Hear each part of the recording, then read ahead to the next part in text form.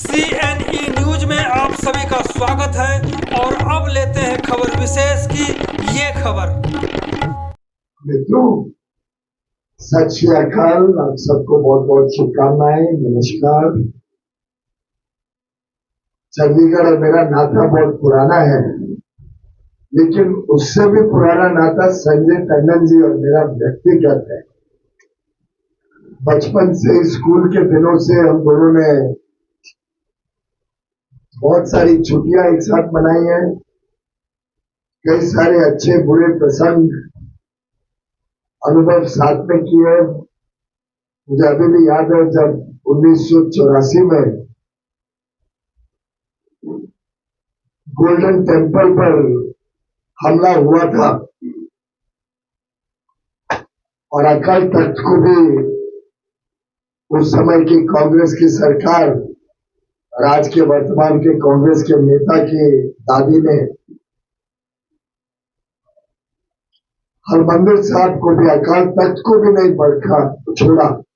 बख्शा। उस समय भी मैं चंडीगढ़ में ही आया हुआ था और यहाँ पे कई दिनों तक फिर रुका रहा। चंडीगढ़ एक ऐसा शहर है जो देश के लिए भी, विश्व के लिए भी एक मिसाल के रूप में प्लान्ड सिटी, और मैं समझता हूं कि बहुत सौभाग्यशाली है जो भाई बहन चंडीगढ़ में रहते हैं। व्यवस्थित, बहुत ही बढ़िया, वर्षों से यहाँ पे विकास भी हुआ और आगे चल के प्रधानमंत्री नरेंद्र मोदी जी के नेतृत्व में चंडीगढ़ के लिए बहुत सारे नए प्लान्स और योजनाएं भी संजय टंडन जी के नेतृत्व में लेकर हम काम करने वाले हैं। वैसे तो 6 चरण हो चुके हैं चुनाव के। प्रधानमंत्री नरेंद्र मोदी जी की सरकार निश्चित है 400 से अधिक सीटें एनडीए की झोली में 100% आने वाली है। मेरा भी भ्रमण देश के अन्य अन्य इलाकों में रहा और लगभग सभी जगह जो उत्साह, जो उमंग, जो आशीर्वाद, जो समर्थन माननीय प्रधानमंत्री नरेंद्र मोदी जी के लिए, उनके 10 वर्ष के बेदाग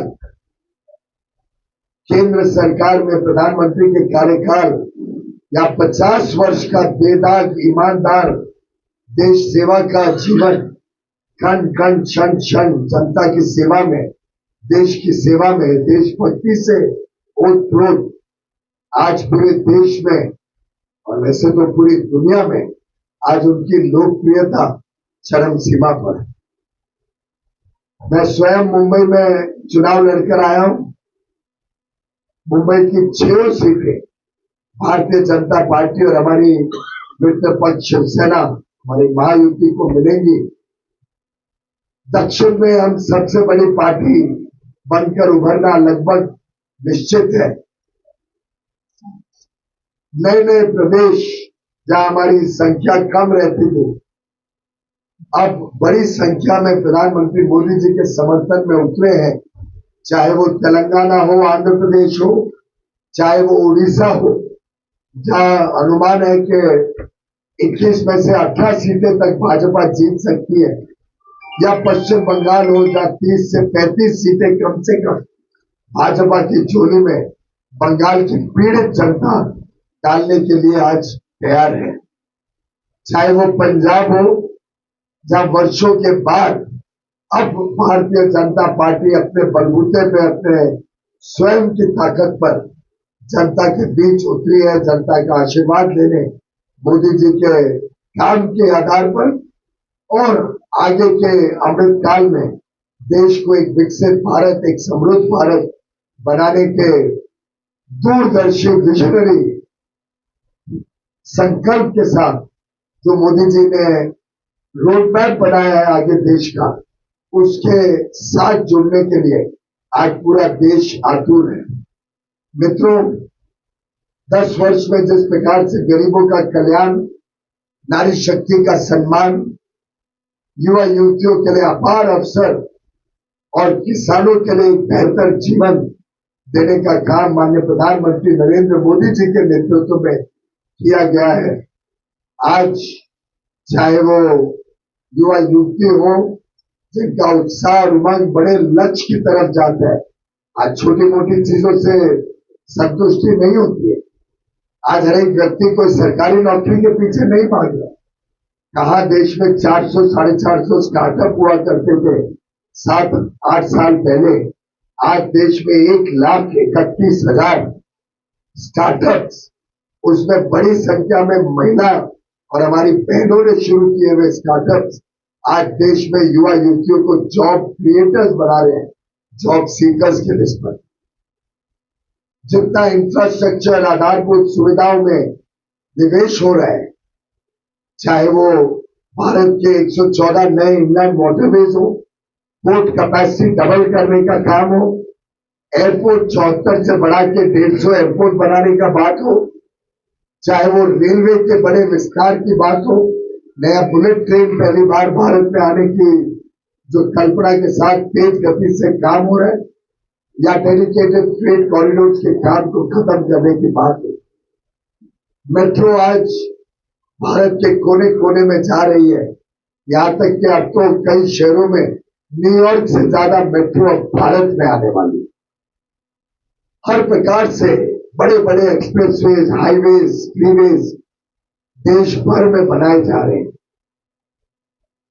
जो रोजमर्रा की समस्याओं से जीवन बिताते थे, तकलीफ में रहते थे,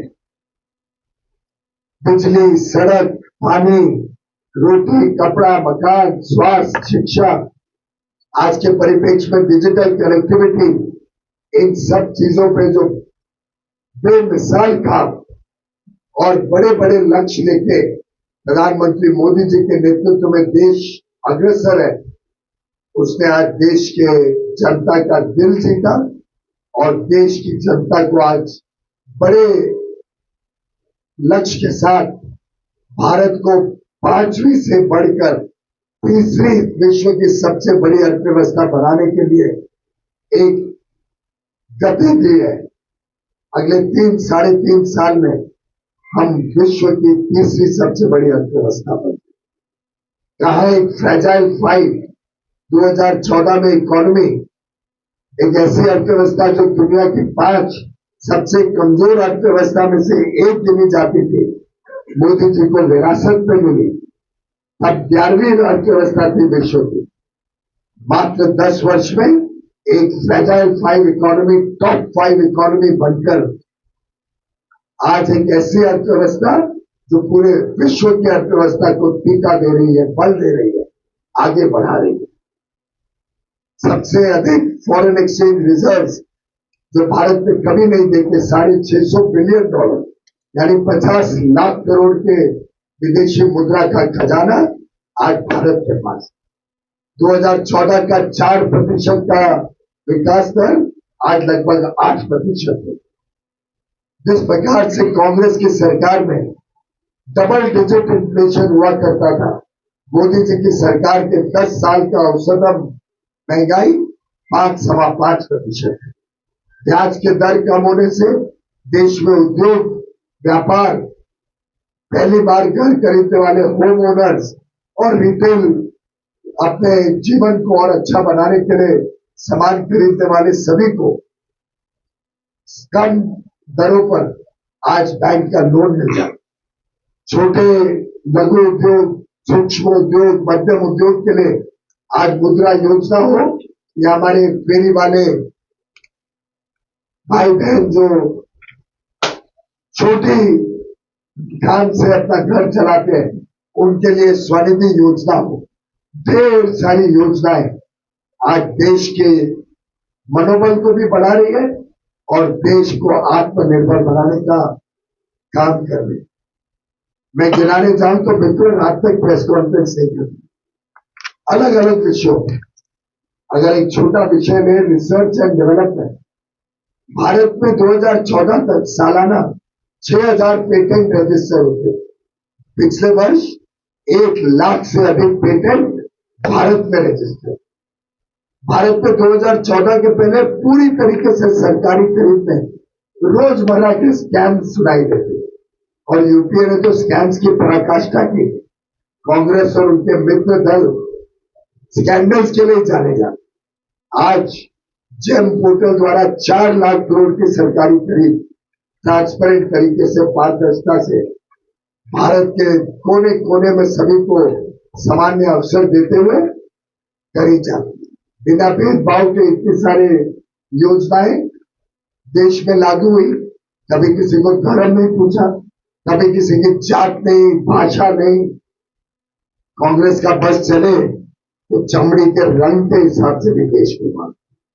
कांग्रेस का बस चले तो दक्षिणी राज्यों को देश से अलग करने की बात कर्नाटक के उप मुख्यमंत्री के भाई डीके सुरेश, जो मान्य सांसद थे, वो खुलेआम करते हैं कि दक्षिणी राज्यों को अलग होने की सोचना पड़ता। भ्रष्टाचार से लिप्त आम आदमी पार्टी हो या कांग्रेस, दोनों आज पूरी तरीके से जनता के सामने एक्सपोज हो चुके हैं। पूरी तरीके से उनका नकाब उठ चुका है, डिसल्यूशनमेंट आ चुकी है। और मेरा मानना है कि जनता ने मन बना लिया है, चंडीगढ़ की जनता ने भी मन बना लिया कि कांग्रेस और आम आदमी पार्टी की पराजय निश्चित है। और संजय टंडन जी को, जो स्वयं एक चार्टर्ड अकाउंटेंट है, जिन्होंने कोविड काल में 50 बेड का स्वयं कोविड सेंटर बनाया, जिन्होंने आज तक पिछले वर्षों में कम से कम 1.5 लाख युवा युवतियों को कौशल विकास करके अपने पैर पे खड़े होने का मौका दिया। कहीं इनके साथ काम करे, कहीं दूसरी कंपनियों में काम करे। संजय जी ने जिस प्रकार से कपिल देव को हरियाणा की क्रिकेट टीम में जाना पड़ा, या युवराज सिंह को चंडीगढ़ रहवासी होने के बावजूद पंजाब टीम में जाना पड़ा, संजय जी के अथक प्रयासों से, और मैं स्वयं साक्षी हूं उन प्रयासों का। आज चंडीगढ़ की अपनी खुद की क्रिकेट टीम एफिलिएटेड है बीसीसीआई के साथ। मैं मानता हूं ब्लड डोनेशन कैंप हो या समाज में गरीब लोगों के रोजमर्रा की मुसीबतों तकलीफों से निजात दिलाने की बात, इंडस्ट्री को और प्रोत्साहन देने की बात हो, या ईज ऑफ डूइंग बिजनेस के लिए अलग अलग सुझाव लेकर केंद्र सरकार के साथ काम करने की बात। संजय जी एक ऐसे व्यक्ति हैं जिनका दिल भी चंडीगढ़ के साथ है, चंडीगढ़ रहवासियों के साथ है, जिनका पूरा जीवन समाज के लिए समर्पित रहा है, चंडीगढ़ के लिए समर्पित। मेरा पूरा विश्वास है अब चंडीगढ़ फिर एक बार मोदी सरकार को अपना समर्थन देगी। आपका एक एक वोट चंडीगढ़ रहवासियों का, चंडीगढ़ के मतदाताओं का प्रधानमंत्री मोदी जी की झोली में जाए, मोदी जी को और ताकत देगा कि अमृत काल में देश को नई ऊंचाइयों तक लेके जा सके। और मैं समझता हूं कि आगे आने वाले दिनों में चंडीगढ़ का भी भविष्य उज्जवल है, और साथ ही साथ हमें ऐसा प्रतिनिधि चाहिए जो चंडीगढ़ को समझता हो, चंडीगढ़ के दुख सुख में उसका साथी रहा हो, चंडीगढ़ में चिंता करे रोजमर्रा की समस्याओं की। मैं समझता हूं जो व्यक्ति दर दर भटक भटक के आज चंडीगढ़ पहुंचा है, उसके ऊपर भरोसा करना बड़ा मुश्किल होगा चंडीगढ़ रहवासियों। पहले तो मुझे बताया गया कि आम आदमी पार्टी के लोग दुविधा में हैं कि अगर हम मनीष तिवारी जी को वोट दे भी दें, क्योंकि इनका तो अलग अलग जगह सीट एडजस्टमेंट है, चंडीगढ़ में आम आदमी पार्टी और कांग्रेस दोस्ती बना रहे हैं, निकट ही बाजू में मोहाली में पंजाब में कुश्ती कर रहे हैं, किधर दोस्ती किधर कुश्ती। और मनीष तिवारी जी का तो वोट भी शायद लुधियाना में है। अब देखना पड़ेगा वहां पे वो कांग्रेस को वोट देंगे या आम आदमी पार्टी को वोट देंगे। मैं समझता हूं हर एक चंडीगढ़ रहवासी ये जानना चाहता है कि मनीष तिवारी जी की प्राथमिक लॉयल्टी किसके साथ है, वो कांग्रेस का वोट देंगे या आम आदमी को वोट देंगे। दो वोट तो एक व्यक्ति नहीं दे सकता। ये अलग बात है कि कांग्रेस के राज्य में कुछ भी होता था पहले, पर मोदी जी के राज्य में कभी नहीं होता। और मैं समझता हूं जिस व्यक्ति ने स्वयं भी पिछले चुनाव में वोट ना दिया, जिस व्यक्ति ने स्वयं अपनी जिम्मेदारी नहीं निभाई अपने वोट देने की, वो व्यक्ति कैसे लोकतंत्र की रक्षा करेगा, वो व्यक्ति कैसे चंडीगढ़ की सेवा करेगा, वो व्यक्ति कैसे प्रोत्साहित करेगा चंडीगढ़ रहवासियों को कि वो सब वोट डालने जाए, जब स्वयं ही पिछले चुनाव में उन्होंने वोट नहीं दिया और वो आनंदपुर साहिब में लगे रहे जबकि वोट और भी लगा। और 5 साल बाद भी आज वो प्रश्न खड़ा हुआ है। देखना पड़ेगा कि इस बार वो लोकतंत्र के मंदिर में अपने वोट, अमूल्य वोट को देते हैं या चुनाव में फिर एक बार अपने वोट का सैक्रिफाइस करते। आपको याद होगा सीपी जोशी साहब 1 वोट से हारे थे। आपको याद होगा कि अटल बिहारी वाजपेयी जी की सरकार भी 1 वोट से गई। अब ये लुधियाना जाके वोट डालेंगे नहीं तो हो सकता है कि कांग्रेस का कैंडिडेट आ जाए, हो सकता है कि आम आदमी पार्टी का कैंडिडेट आ जाए। मैं स्वयं यहां से अभी लुधियाना जा रहा हूं। ये सवाल जरूर लुधियाना के लोगों के बीच में भी उठेगा कि मनीष तिवारी जी किसको वोट देने वाले।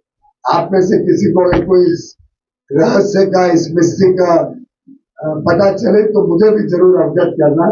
बड़ा इंटरेस्टिंग ट्विस्ट है पंजाब और चंडीगढ़ की राजनीति में। मैंने कई सारी डिबेट्स में एक विख्यात वकील माने जाने वाले मनीष तिवारी जी को देखा है। हैरान होता हूं जब वो आर्टिकल 370 के रद्द होने पर पार्लियामेंट में अनाप शराब आर्गुमेंट्स करते। आर्टिकल 370 रद्द होना यानी कश्मीर को देश का एक अभिन्न अंग फिर से बनाना, उसको भी उन्होंने अपोज किया।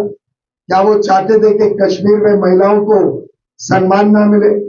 क्या वो चाहते थे कि कश्मीर में प्रिवेंशन ऑफ करप्शन एक्ट ना लगे, आरक्षण नहीं मिले हमारे आदिवासियों को?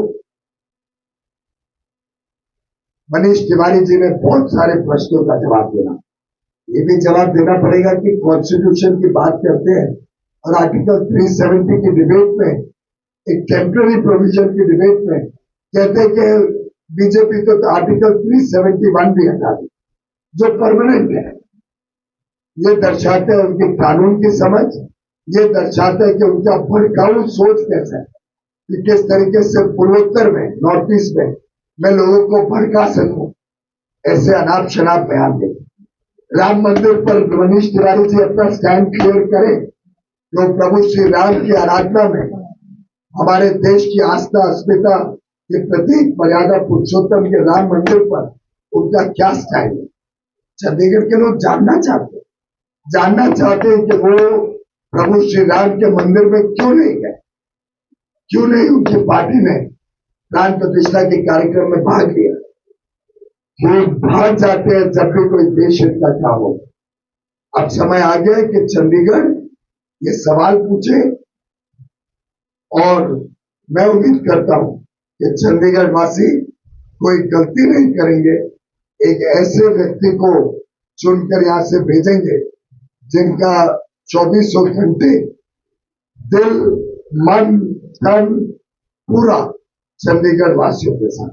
मेरी शुभकामनाएं हैं मेरे मित्र, मेरे भाई, मेरे chartered accountant colleague Sanjay Tandon ji को भारी मतों से वो जीतकर हमारे साथ लोकसभा में आएंगे और हम देश की सेवा के लिए प्रधानमंत्री मोदी जी को और बल देंगे। CNE न्यूज के साथ बने रहने के लिए आप सभी का बहुत बहुत धन्यवाद।